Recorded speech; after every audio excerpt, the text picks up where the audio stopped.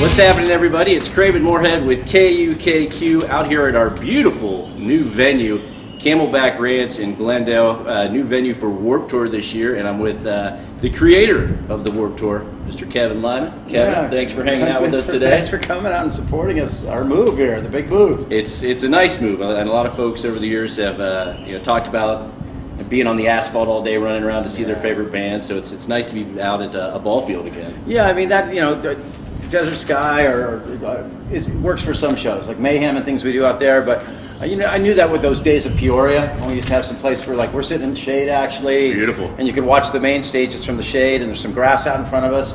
It's just I think it was time for a move. What, besides the venue with this year's Warped Tour, should fans really be excited about? I don't know. I've just been listening to the bands. I've started to put everything on iPod Shuffle like I did when I booked it, because I always do. I put all the bands I'm going to book, and now I'm trying to watch all the bands and kind of how people are discovering them. Even some of the bands like Mod Sun or The Green or some of these bands, and then watching Pierce the Veil and these and then all of a sudden everyone's excited about the Yellow Card, Taking Back Sunday, Used. Got a lot of calls about those bands. And that's, I think, really cool, because it's perfect for the age of, Warped Tour's always had that 13, 19-year-old, and we used to have the old punk crowd, but that's too hot for them just to be out in the sun. None of my friends want to come out in the sun with me anymore. But I think a lot of people that they have jobs, they have things, but it's still $40 to come to the Warped Tour. It's a lot of and you're going to see a lot of bands out here, and you can have a great day, and you guys can hang out with 19-year-olds in a parking lot and be as cool as them. I can. Yeah, we could try and pull it off. Over the years of promoting the Warped Tour, I've talked to a lot of fans of Warped, and they all like to share their most memorable moment with me. And I thought, what a great question to ask Kevin Lyman, who's obviously had more moments at Warped Tour than anyone. Is there any one moment you could point out and say that's the most memorable? Let's take a Phoenix moment. Okay. We got to have a Phoenix moment, but there's many of them. There was the time I caught the promoter turning the hot water on the water stands. That was pretty memorable. Here? Yeah, not here, but one of the venues early on, Reed Glick. And then it was another memory was the best time we brought the first motorcycle. The first motorcycle jumps we ever did, we rehearsed here. Oh, wow. And had a great jump team. It was like Kerry Hart, Link Lago, Feist, Deegan, and all the top guys that became the top guys in freestyle motocross. And me and Mickey Diamond decided to bring them on the road. And we set up the thing in front of the women's prison by the Celebrity Theater. And they were practicing, and Kerry Hart went right through the ramp. It was the first jump, and we built this ramp in the backyard, and he just went right through it. Oh my God. And all the women were cheering from the prison, and I thought I killed Kerry Hart. Oh my God. That's one of my, you got lots of memories, but that's pretty much the memories of the Celebrity Theater.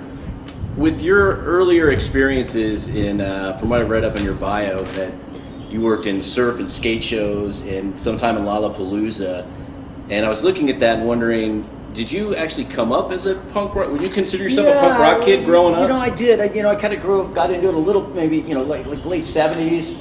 The first punker I ever met, his name was Xerox Clone. Xerox Clone. What band was that? It was just a dude. He was the raddest dude at the school. And everyone would try to pick on him. And I kind of got to know him a little bit. And he started telling me about bands in LA, what was going on. And then I went to school, and kind of a freshman in college. Went out, started going to LA. I went to Cal Poly Pomona.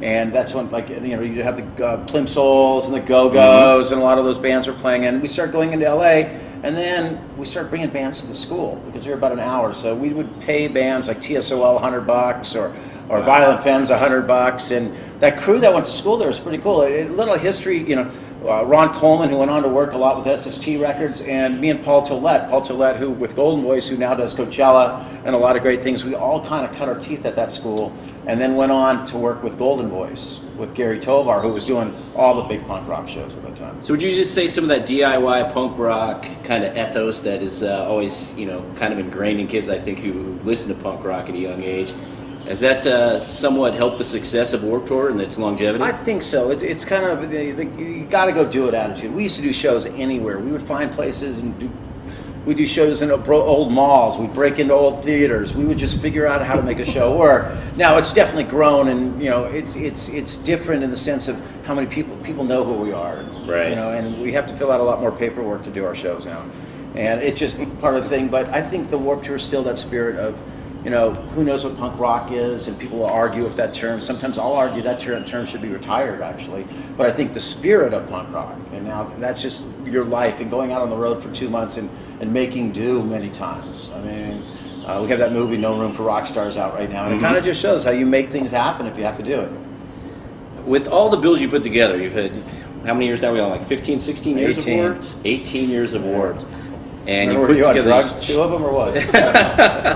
Well, actually, the first Warped Tour I ever went to, I had to do some extra traveling because I lived in Cincinnati, Ohio, and I did want to ask you about this. There was a show in St. Louis that I think involved Fishbone, and we all had tickets for the show in Cincinnati, and Cincinnati got cold feet. They got cold feet because we were like outlaws, you know? Yeah, and it was nuts. It was nuts. It was weird because we had no money. We couldn't go to hotels or anything. So I had a friend up in Buffalo who let us go and park in the back. That's where we went. We drove to Niagara Falls. Yeah, to his amusement park. Like, we all slept in the back of an amusement park. I mean, you know, you miss some of that, you know. But there was this whole thing that we were this renegade, out of control bunch. Well, it was actually, we were standing up for things. We were standing up for some things I still fight for. Now, you may complain, but we got, like, by moving here, the ticket fees are less. You know, we've worked on water prices. We've worked with keeping the merchandise rates down, you know, rates down and everything. So, you know, I know that a lot of people don't think I've built a good band since like 1996, but you know, I read it online every day. So, and a lot of kids that are coming this year, they say I haven't booked one, but they bought a ticket. So, you know, but there is some really cool stuff here, and I think that spirit of independence and DIY, and it's as punk rock, if we're going to use that term, as it was when I started out. What's your mindset going into creating a new bill every year? Does it change year by year, or do you have a mindset that kind of helps you formulate the bands that are going to I think I got a little in a weird formula way. A few years ago, I was kind of like going in one direction, and then I just sat back, and in the past couple of years, I just like, I'm going to make the lineup as eclectic as possible to be one. Because if you look at 1995, Sublime, No Doubt, Deftones, Quicksand were very eclectic lineup. If you looked at the lineup the last 3 years, super eclectic. Right. And two, I have to say that, you know, it's hard for me because it's my friends, it's my peers that maybe their time at Warped, and they understand. They're doing their things now. They're playing 4 nights at the House of Blues and doing some of the big festivals that I think Warped opened the door for them in Europe and places. But you know what? I tell bands all that it's your time and place. We all have some stories once in a while, but it's your time and place, and you're creating that. If you were a one-man committee to a Warped Tour Hall of Fame, and you could just put the very first inductee. Well, it'd be Fletcher. You always go with Fletcher. You have to go with Fletcher from Pennywise. Yeah? Yeah. And why Fletch? Just he embodies the spirit of that, and he has it, and it's there. And you know, he used to just he checked me a lot, thinking like coming in, checking it out, making sure I didn't ruin it. And stuff. But you know, he would go in there first. You know, there's Fat Mike, but then you got like Vinny from Less Than Jake. You know, and now we're starting to get into, you know, some of the bands. You know, it's nice to see Bert from the Used, you know, getting his head around coming back on Warped Tour. I think he's going to blow people away. Yeah, there have been a lot of folks excited about the Used coming back, and June 28th, it's on here at Camelback Ranch, Glendale. Kevin, thanks for taking some time. I'm on back to the airport by 2 hours. There you go.